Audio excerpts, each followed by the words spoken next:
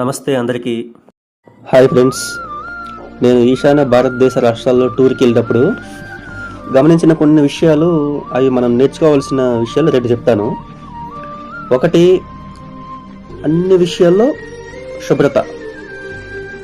మనం మన ఇంటి లోపల మాత్రమే నీట్గా ఉంచుకుంటాం ఇక్కడ, కానీ వీళ్ళు ఇంటి బయట కూడా చూడడానికి మొక్కలతో చాలా అంటే చాలా అందంగా నీట్గా డెకరేట్ చేస్తున్నారు.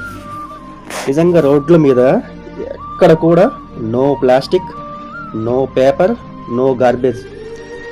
అది కనీసం ఈవెన్ ఎక్కడో లోపల ఉన్న ఈవెన్ చిన్న చిన్న పల్లెటూర్లలో కూడా చూడండి ఎంత క్లీన్గా ఉన్నాయో. చాలా ప్యూర్ ఎయిర్ అండ్ చాలా నీట్గా ఉన్నాయి. మన గవర్నమెంట్ ఏమో ఓన్లీ తడి చెత్త, పొడి చెత్త వేరువేరుగా ఇవ్వడానికి వెళ్ళిన డస్ట్బిన్లు వాడండిరా బాబు అంటేనే మనకి బద్ధకం. కానీ ఇక్కడ చూడండి, గార్బేజ్ని 4 రకాలుగా వేరు చేస్తూ 4 రకాల డస్ట్బిన్ని వీళ్ళు వాడుతున్నారు. అంతేకాకుండా రోడ్ల మీద అసలు పాలు ఉలకపోస్తే తిరిగి మనం ఎత్తుకోవచ్చు అన్నిలాగా ఉన్నాయి నీట్గా. మనకి వర్షం పడితే ఒక గంట సేపు పైనుండి చెత్త, మట్టి, మసానం కొట్టుకుని రోడ్లంతా గలీజే తయారైపోతాయి. కానీ ఇక్కడ చూడండి, అసలు మీరే చూడండి, వర్షం పడుతుంది, అసలు ఎక్కడైనా చెత్త కానీ మట్టి కానీ కనిపిస్తున్నాయా? ఏదన్నా అంటే అది పంచాయతీ వాళ్ళ పని లేదా మున్సిపాలిటీ వాళ్ళ పని. వాళ్ళే వచ్చి రోడ్డు క్లీన్ చేయాలి, కానీ మాకేం సంబంధం అంటారు. పబ్లిక్కి రెస్పాన్సిబిలిటీ లేదా? వాళ్ళకి బాధ్యత లేదా?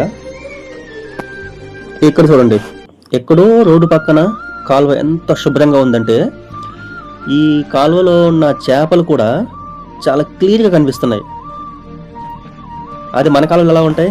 అక్కడే బట్టలు, అక్కడే గేద కావడం, చెత్త అంతా అక్కడే డంపింగ్ చేస్తాం మనం.